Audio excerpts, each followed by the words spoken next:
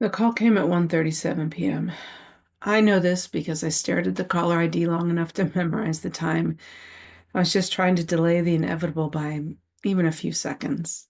The school's number had become as familiar to me as my own, and my stomach clenched before I even answered.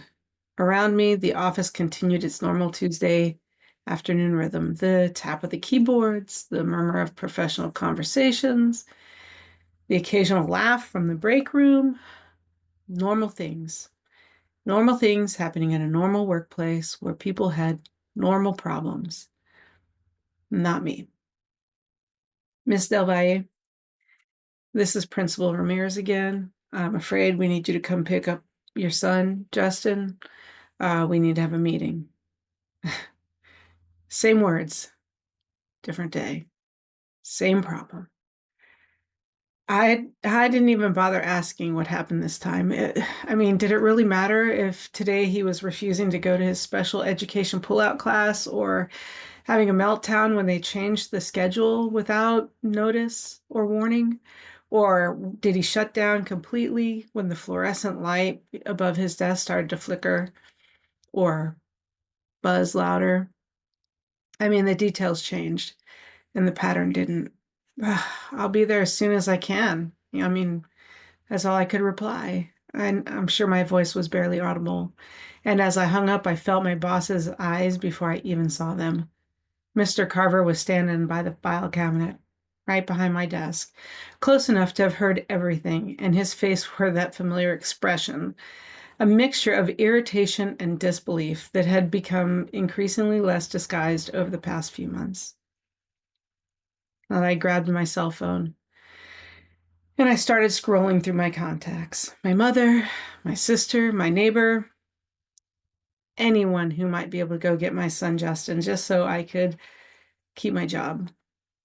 And each call ended the same way. I'm so sorry, I can't today. And with each failed call, Mr. Carver's presence behind me felt even heavier and more ominous, and I could feel sweat beginning to form at my hairline as I dialed the last possible person, a college student who had babysat once or twice for me before. And voicemail. So when I finally set my phone down, Mr. Carver cleared his throat. He goes, let me guess, you have to go get your son from school. And it wasn't a question. The disdain in his voice made that clear.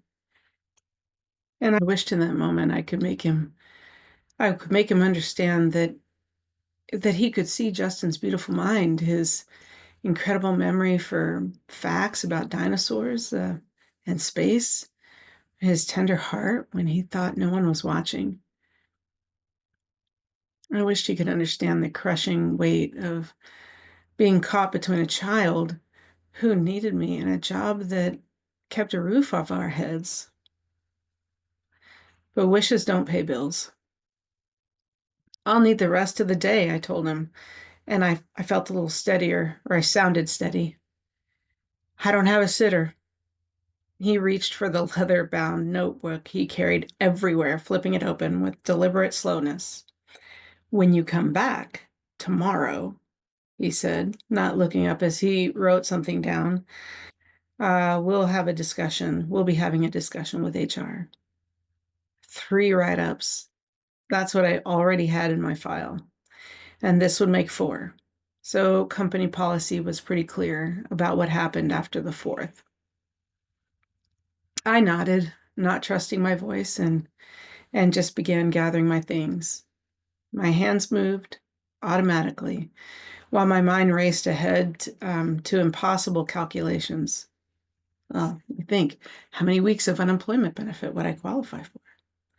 How long could I stretch out our savings? What bills could be postponed?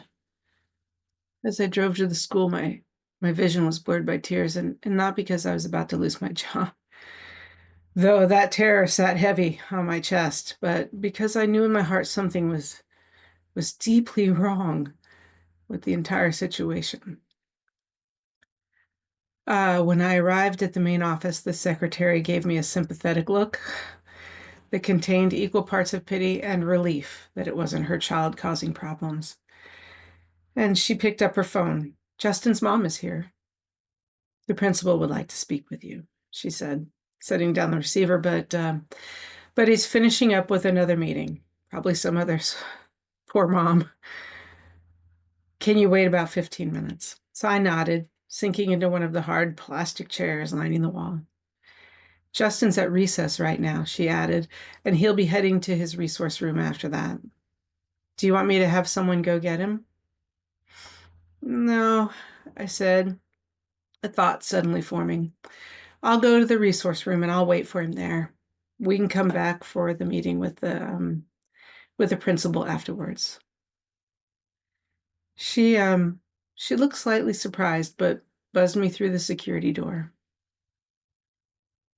Well, as I walked the familiar path to Justin's special class, my mind was already planning what I'd say at tomorrow's HR meeting. Maybe I could ask for reduced hours, or maybe there was some work from home arrangement possible. Maybe. But deep down, I knew this job was slipping through my fingers, one school call at a time. I just didn't know that in about 10 more minutes, I wouldn't care anymore.